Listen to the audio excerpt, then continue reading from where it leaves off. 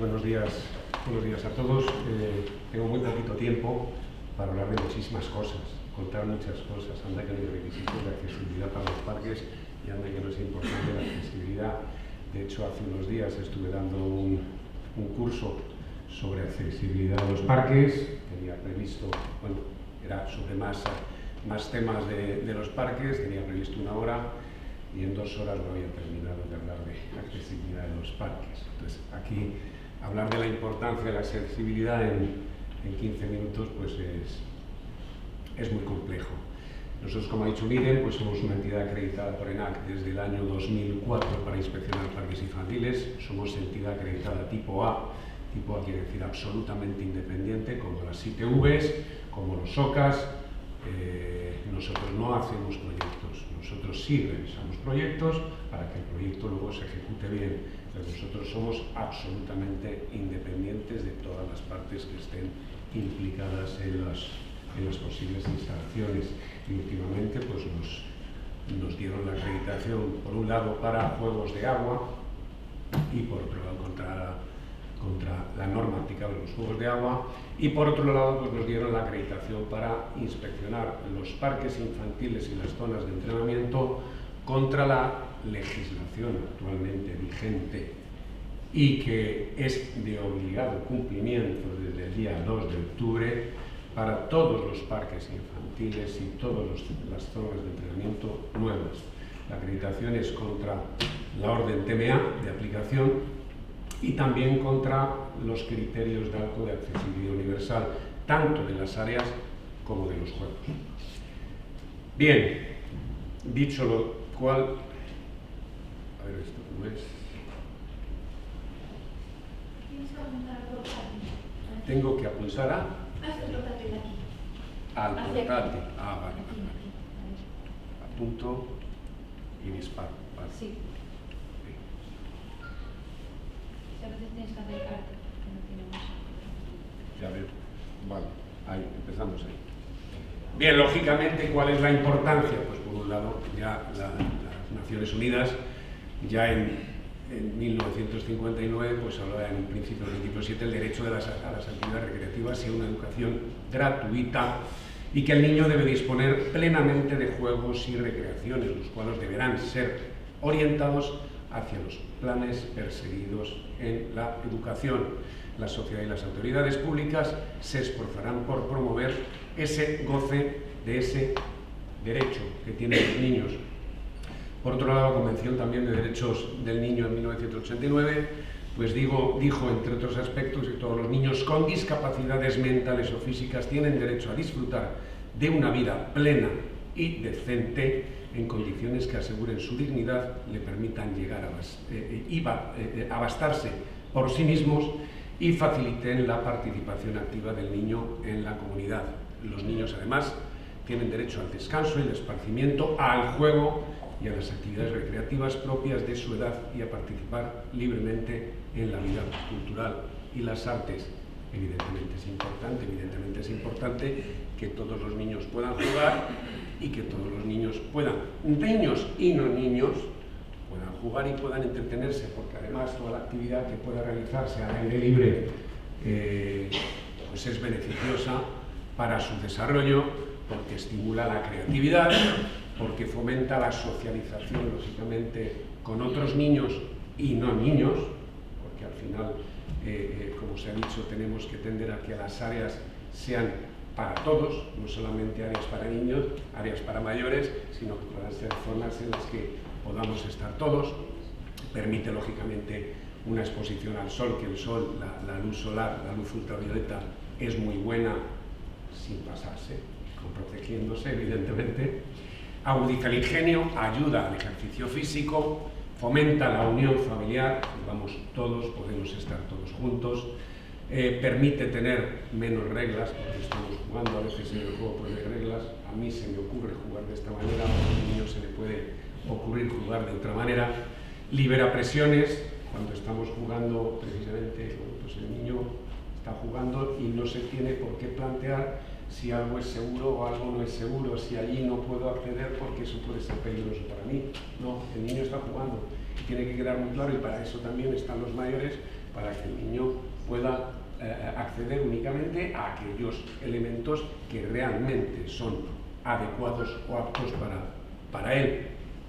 Libera presiones, fomenta esa autonomía que debería tener también en muchos momentos los niños y ayuda al aprendizaje sobre la naturaleza. Estamos en el exterior, lógicamente.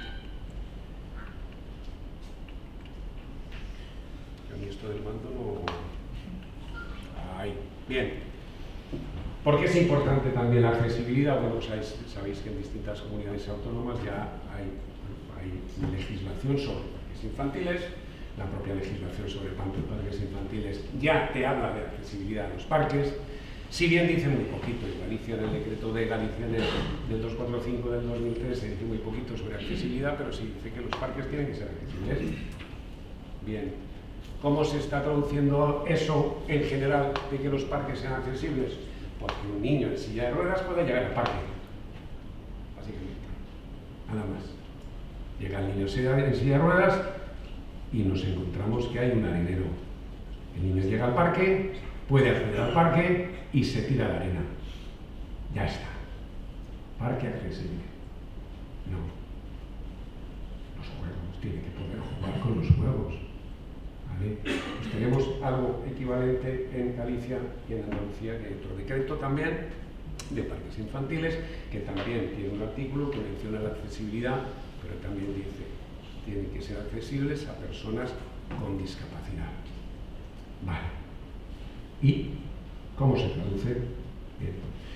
Nosotros a nivel español, pues sí teníamos durante muchos años, desde el 2010, hay legislación y en comunidades autónomas hay legislaciones sobre accesibilidad, pero la orden BIP que teníamos desde el 2010 no hablaba de los parques infantiles, no hablaba de las zonas de entrenamiento, no hablaba de las zonas de ocio como tal. Lo que sí nos hablaba pues es de muchos requisitos para garantizar la accesibilidad en el entorno construido. Y ha sido pues en 2021 cuando ha salido la orden TMA 851, aprobada en agosto de 2021, cuando ya ahí se habla de sectores de juego y entrenamiento. Por fin se menciona algo de los parques infantiles o las zonas de entrenamiento. ¿Qué ocurre? ¿Que antes no se tenía que cumplir los requisitos en los parques infantiles o en zonas de entrenamiento? También. Lo que pasa es que no había requisitos específicos, no se mencionaba expresamente, y si algo no se menciona expresamente, es que parece ser que no le aplica. Entonces, para considerar un parque accesible, hacíamos un parque con caucho. Hacíamos un parque con pavimento sintético para que pudiese acceder un niño en silla de ruedas. Ya está, parque accesible, ya tengo uno. No, la legislación ha ido a más, concretando poco más, por otro lado, ¿vale? Porque concreta poco, pero por lo menos sí se ha sacado una orden nueva ministerial que hay un apartado específico para los sectores de juego y ya pone unos requisitos. Se está legislando, hay borradores de algunas otras comunidades, bueno, de comunidades que están yendo más allá del decreto. Pero algo que yo digo respecto a los parques accesibles, no solamente el diseño del parque, hay que poder llegar al parque. Por mucho que tengamos un parque accesible, si el niño no puede llegar al parque, ¿para qué leches nos sirve el parque accesible? ¿Vale? Es decir, se propone, se sacan a licitación parques sin tener en cuenta que a ese parque que tenemos que llegar. ¿Vale? Nos hemos encontrado parques supuestamente accesibles que no había Dios que accediera al parque accesible. ¿Vale? Era muy difícil. Entonces, las administraciones a la hora de sacar licitaciones de parques accesibles tienen que plantearse que no es solo el parque, no es solamente el recinto acotado con vallado, seto, bordillo, etc. Tiene que ser cómo va a poder llegar los niños con distintas capacidades a ese parque accesible. Lo contempla la orden TMA, pero es que hay que cumplir la orden TMA. Nosotros, por ejemplo, a la hora de hacer una inspección de un parque accesible que cumpla TMA, Tenemos unos checklists que podemos tener, os puedo decir que tenemos unas 300 comprobaciones que tenemos que realizar de un parque sencillito. Tanto del acceso hasta el parque, como del parque, como de los elementos. Es importante que se pueda llegar, es importante que se tome en serio, porque evidentemente hay muchos niños con distintas capacidades que se tienen que sentir bien también en el parque. Y no que digamos, el niño que tiene una discapacidad no puede jugar con aquellos otros niños. ¿Por qué no? Juegos en los que tenemos un castillo de la leche de alto, grande, bonito y tal, y el niño que en movilidad reducida o el niño invidente o un TDAH no puede acceder, no puede jugar con ese juego, que es el más bonito, el más importante del parque. ¿Por qué no? La legislación tampoco contempla hasta ahí, a nivel nacional. Hay legislaciones que sí, por lo menos en borrador, que sí contemplan que el juego más importante del parque también sea accesible. Entonces, como digo, esto se aprobó en agosto del 2021, en enero del 2022 se puso en vigor, pero es que a partir del 2 de octubre, que es ya, todos los parques nuevos o zonas de entrenamiento, todos los remodelados, todos los proyectos, todo lo que se construya nuevo, remodelado, de parque infantil o zona de entrenamiento, tiene que cumplir la orden TMA. Los parques tienen que ser accesibles. ¿Y qué exige además esta orden TMA? Pues por ejemplo, ha habido cambios respecto a la orden 1000, como digo ahí, es decir, hay muchísimos requisitos, ¿vale? Yo aquí pongo algunos que han cambiado respecto a la legislación anterior, a la orden 1000. Por ejemplo, en cuanto a la iluminación, ya no nos habla de una iluminación mínima, tal, no. Aquí se tienen que cumplir los requisitos de eficiencia energética, ¿vale? Evidentemente, si es un parque en una zona pública que ya está totalmente urbanizada, ya estará pasando la inspección de un OCA, habrá un boletín de instalación eléctrica y eso se supone que se estará cumpliendo. Pero eso cuando estamos en una zona ya totalmente urbanizada, si es un parque público que además es nuestra responsabilidad, su iluminación, pues tenemos que ir a criterios de eficiencia energética. También tiene que tenerse en cuenta que, lógicamente, las superficies no pueden resbalar. En el parque no se puede resbalar un niño. Si, por ejemplo, pues, desde los pavimentos, si se ponen pavimentos sintéticos, los pavimentos sintéticos en general son antideslizantes, por lo menos los de caucho. ¿Vale? Los de caucho son antideslizantes, pero hay que tener en cuenta. El niño tiene que llegar al parque, niño o el adulto, el mayor, sea de zona de entrenamiento o zona infantil, y no tiene que poderse resbalar. Y para poder garantizar que no se resbala, tenemos que tener disponible a poder realizar un ensayo, que se habla de un ensayo de un péndulo de resbaladicidad, para garantizar que eso tiene el grado de resbaladicidad que tiene que tener para que no haya ningún problema de resbaladicidad en el parque.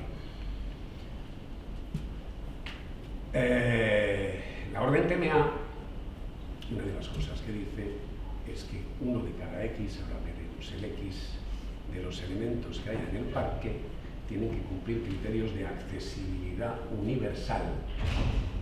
¿Qué es accesibilidad universal? La cualidad que tienen o se confiere a los entornos en los que se puede disfrutar de bienes o servicios con el fin de hacerlos adecuados a las capacidades, necesidades y expectativas de todos los potenciales usuarios, independientemente de edad, sexo, origen cultural o grado de capacidad. Que tenemos que poder garantizar que al menos uno de cada 5 juegos, dice, que 5 elementos cumplan criterios de accesibilidad universal.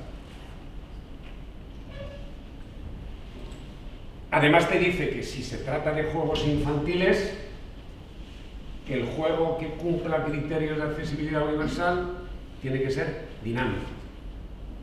O que al menos el niño, cuando se monte dentro del juego, tenga movimiento. el juego se mueva. Y lo que no vale para dar respuesta al criterio de 1 de cada 5 es un panel de actividades o una casita a la que podemos llegar con silla de ruedas. No, tiene que ser un carrusel, tiene que ser una tirolina, tiene que ser un balancín, tiene que ser un tobogán, tiene que ser un columpio, por ejemplo. ¿Vale? Tiene que ser dinámico.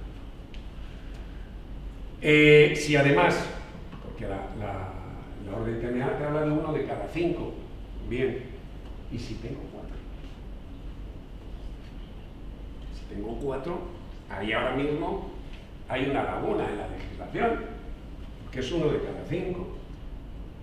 Si nos queremos escaquear, podemos no tener ningún juego que cumpla el criterio de accesibilidad universal en caso de que tengamos 4. Pero es si queremos escaquearnos y queremos saltarnos la legislación ahí por encima. No, yo no lo cumplo porque no tengo que cumplirlo. Es posible, habrá quien lo haga. Creo que siendo un poquito responsables, no haremos eso.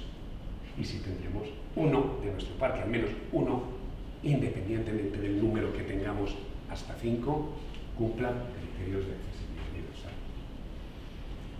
Dice 1 de cada 5, que sea dinámico y que si yo tengo más de uno que cumpla criterios de accesibilidad universal no pueden ser de la misma tipología. Es decir, si yo quiero tener 2 juegos que cumplan criterios, pues uno será un columpio, otro será un balancín, otro será que sean diferentes, no 2 columpios, no 2 balancines, ¿vale? Que quiero tener también un panel de actividades, por supuesto, pero porque ya hemos tenido nuestro juego dinámico para dar respuesta. De ahí, pues 1 de cada 5, con lo cual, si tenemos 10, tendremos que tener al menos 2 juegos. Eso es el mínimo, ¿vale? Ese es el mínimo que nos dice a nivel de número de elementos. Quien dice juego infantil, dice elemento de entrenamiento. Lo que pasa es que en el elemento de entrenamiento ya no habla de que sean de tipo dinámico o no, ¿vale? Ahí 1 de cada 5 elementos de entrenamiento tiene que cumplir esos criterios. Pero claro, a esos elementos que cumplen criterios de accesibilidad universal hay que llegar. Se garantizará que cada elemento con criterio de accesibilidad universal se pueda acceder por itinerarios peatonales accesibles, que además se consideran parte del elemento, por lo que cumplirán también los requisitos de accesibilidad. Se tiene que poder llegar al elemento. No vale, a ver, las zonas accesibles no son solo accesibles para niños o padres que van con sus niños en silla de ruedas o los padres en silla de ruedas que acompañan al niño. No, no es solamente para silla de ruedas. Un niño invidente también tiene que poder estar ahí, ¿vale? Por eso se habla del itinerario peatonal accesible también. Entonces, ya en la legislación, en la orden TMA, se habla de los requisitos de los itinerarios peatonales accesibles en cuanto al ancho, en cuanto a cómo tienen que estar. Es decir, si yo tengo el juego accesible o los juegos accesibles pegados al vallado, yo sí podrá ser mi itinerario peatonal accesible el ir pegado al vallado, ¿vale? Pero en el momento en que mis juegos accesibles estén en las zonas centrales del área, yo tendré que hacer mi itinerario peatonal accesible en el que el niño con problemas de visión pueda ir con su bastón, ¿vale? Que eso, yo no he visto proyectos hasta ahora que cumplan eso, hasta ahora, ¿vale? Empezaré a ver muchos ahora, seguro, porque es un requisito legal, ¿vale? Porque a partir del 2 de octubre todos los proyectos y todo lo que se construya tienen que cumplir esto, ¿vale? Entonces, y no solamente eso.